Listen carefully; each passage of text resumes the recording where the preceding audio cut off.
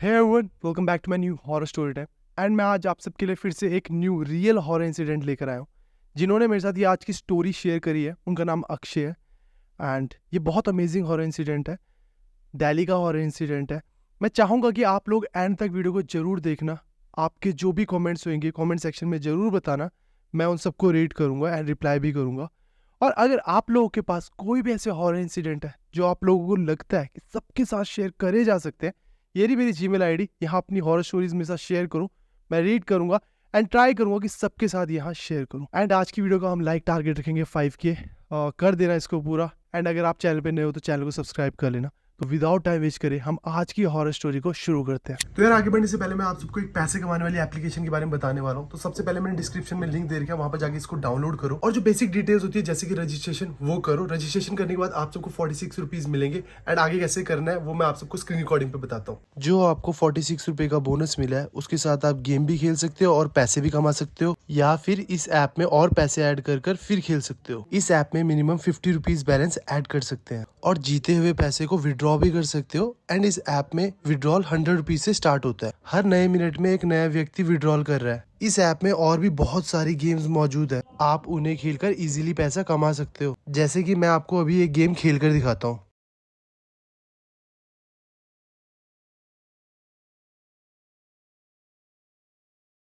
देखो गाइस, जैसे कि हमने इजीली 1000 रुपीज जीत लिए हैं। चलो अब हम दूसरा राउंड खेलते हैं।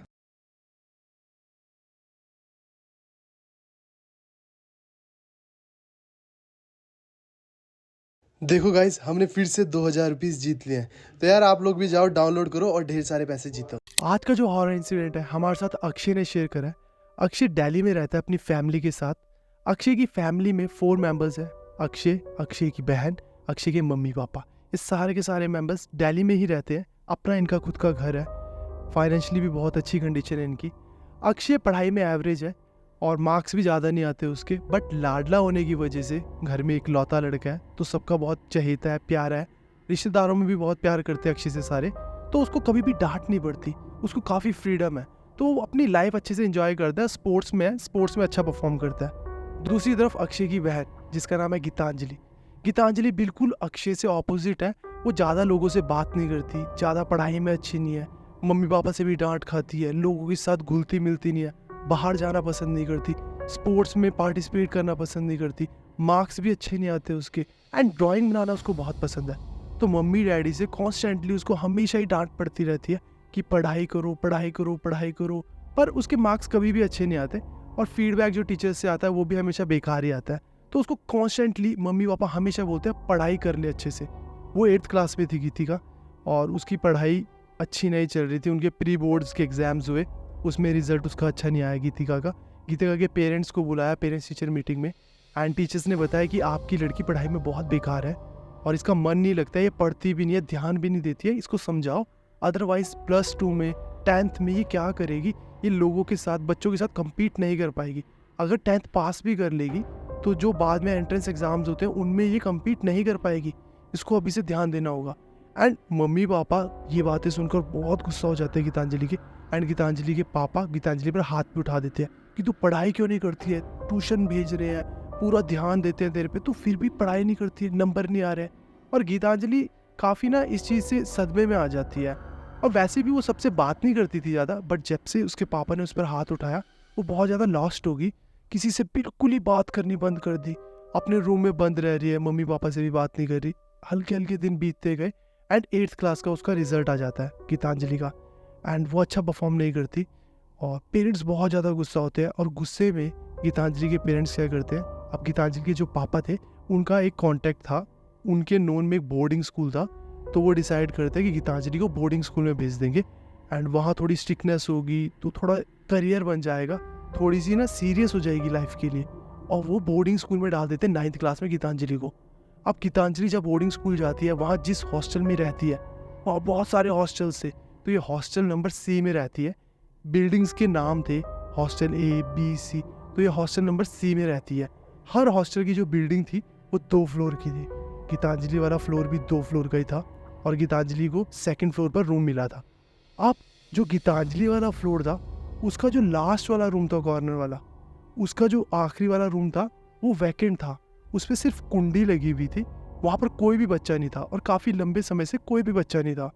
अब जैसी बिल्डिंग ये है, बिल्डिंग के ऐसे अंदर गए तो सेकंड फ्लोर पे जैसी कॉर्नर पे गए तो वहाँ पर बैल्कनी टाइप में थी दूसरी तरफ देखने के लिए, और कॉर्नर्स पे 2 रूम थे बस। फिर उसके पीछे पीछे रूम्स थे, एक कॉरिडोर टाइप में था। आखिरी वाला रूम जब वेकेंट था तो वो किसी को चढ़ भी नहीं रहा था। अब जैसी गीतांजलि वहाँ आई, वहाँ एडजस्ट होना शुरू हुआ, तो उसका रैगिंग वगैरह भी, सारे जो नए बच्चे आते थे उनकी थोड़ी बहुत रैगिंग वगैरह हॉस्टलर्स लेते थे, तो वो इन चीज़ों से भी काफ़ी ज़्यादा लॉस्ट होगी। मम्मी पापा की चीज़ें भी उसके दिमाग में घूम रही थी। अब वहाँ रैगिंग में बच्चे क्या करते थे, टास्क देते थे कि तुम उस रूम के पास जाओगे और टच कर कर आओगे, तुम उस रूम के पास जाओगे 5 मिनट अंदर रह कर आओगे, तुम उस रूम के पास रात को जाओगे। तो ऐसे ऐसे रैगिंग में टास्क देते थे। पूरे के पूरे हॉस्टल में ये बातें थी, ये रूमर्स थे, जितने भी हॉस्टल्स थे, जितनी भी हॉस्टल की बिल्डिंग्स थी, कि वो रूम एक हॉन्टेड रूम है, वहाँ एक लड़की ने अपनी जान दी थी। ऐसे रूमर्स थे। तो उसी वजह से कोई भी बच्चा उस रूम को लेना पसंद नहीं करता था। अब काफ़ी बच्चे ऐसा कहते हैं कि हमने वहाँ आवाज़ें सुनी, चलने की आवाज़ें सुनी उस रूम के पास। काफ़ी कहते हैं हमने रोने की आवाज़ें सुनी है। सबने नहीं सुनी, बट काफ़ी ये क्लेम करते हैं।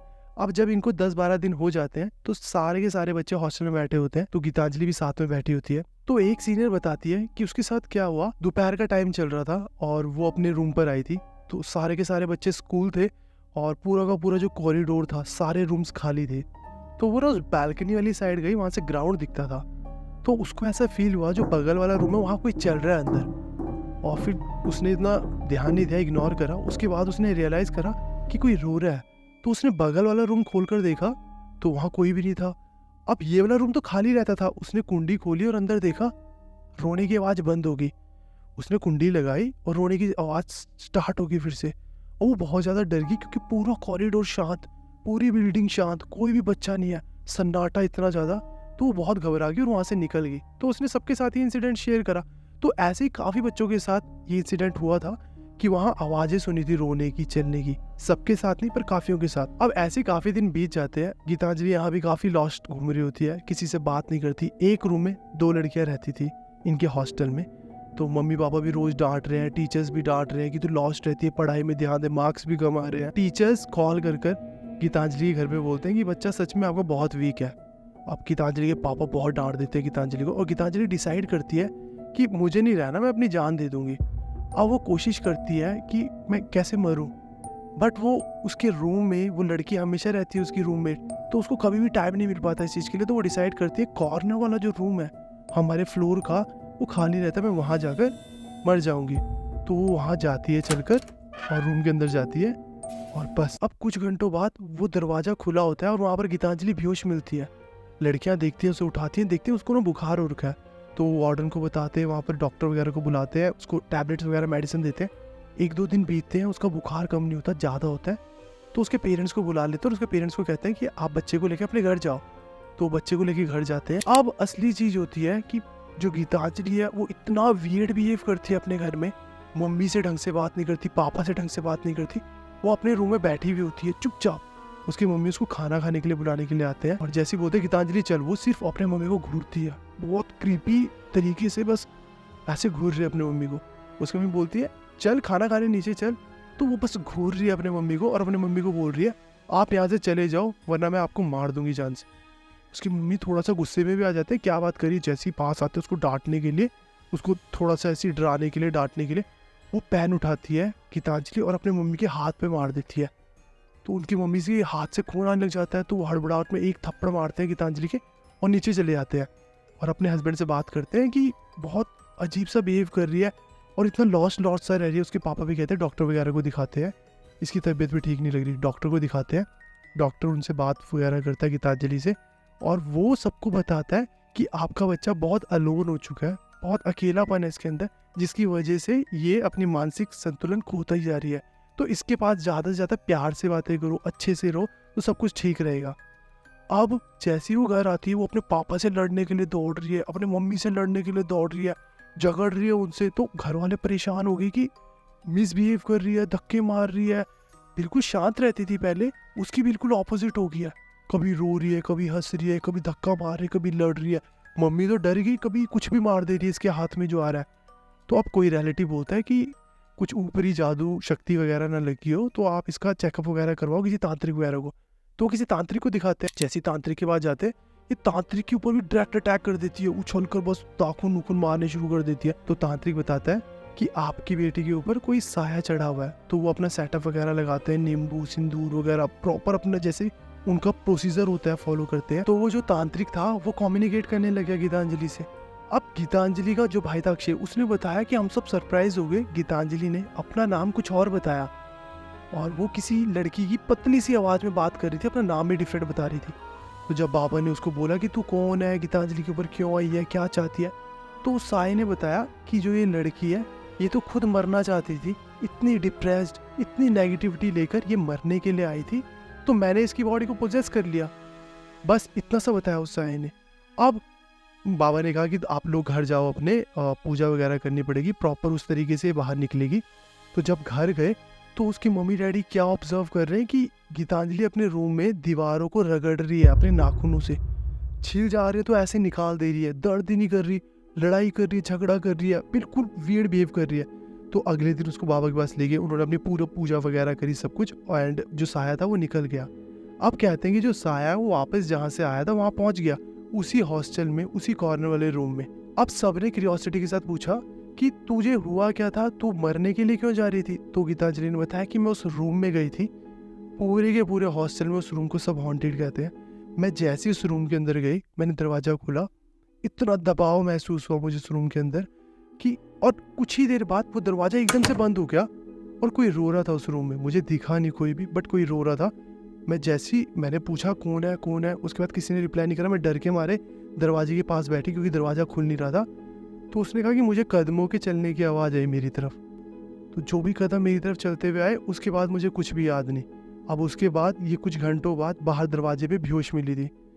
तो उसने ये इंसिडेंट शेयर करा एंड उसके बाद उसके पेरेंट्स को भी रियलाइज़ हुआ कि हमने मतलब इतना स्टिकनेस दिखाई कि हमारी बच्ची अंदर ही अंदर इतना सब कुछ सह रही थी कि हमें इन चीज़ों का पता भी नहीं था कि वो अपने आप को मारने के लिए चली गई थी। एंड उसकी मानसिक संतुलन भी इतनी ज़्यादा डिप्रेस्ड हो गई थी कि हम सिर्फ उससे अच्छे से बिहेव नहीं कर रहे थे। तो बस उसके बाद वो अच्छे से बिहेव करने लगी। अब उसको बोर्डिंग से भी हटा दिया, वहीं वो स्कूल जाती है, अच्छे से बिहेव करते हैं, मार्क्स आए चाहे नहीं आए वो उसको कुछ भी डांटते नहीं, बहुत प्यार से उसके साथ बिहेव करते हैं। अब ये इंसिडेंट था जो अक्षय ने मेरे साथ शेयर करा है कि उसकी बहन के साथ ये इंसिडेंट हुआ था। एंड आप लोगों का क्या ओपिनियन है इस इंसिडेंट के रिगार्डिंग, मेरे साथ कमेंट सेक्शन में ज़रूर शेयर करना। एंड अगर आप लोगों के पास भी कोई भी ऐसे हॉरर इंसिडेंट्स हैं तो ये रही मेरी जीमेल आईडी, यहाँ मेरे साथ अपने हॉरर इंसिडेंट्स शेयर करो एंड मैं ट्राई करूँगा कि आप लोगों की सबकी स्टोरीज मैं यहाँ शेयर करूँ सबके साथ। तो इस हॉरर स्टोरी टाइम के लिए बस इतना ही। एंड आप सबको मज़ा आएगा, मज़ा आया तो comment, like, share and subscribe जरूर करना। कमेंट हम इस वीडियो पे टारगेट रखेंगे 300 एंड लाइक टारगेट हम 5K का रखेंगे। तो मिलते हैं नेक्स्ट हॉरर स्टोरी टाइम में, तब तक के लिए बाय बाय, टेक केयर।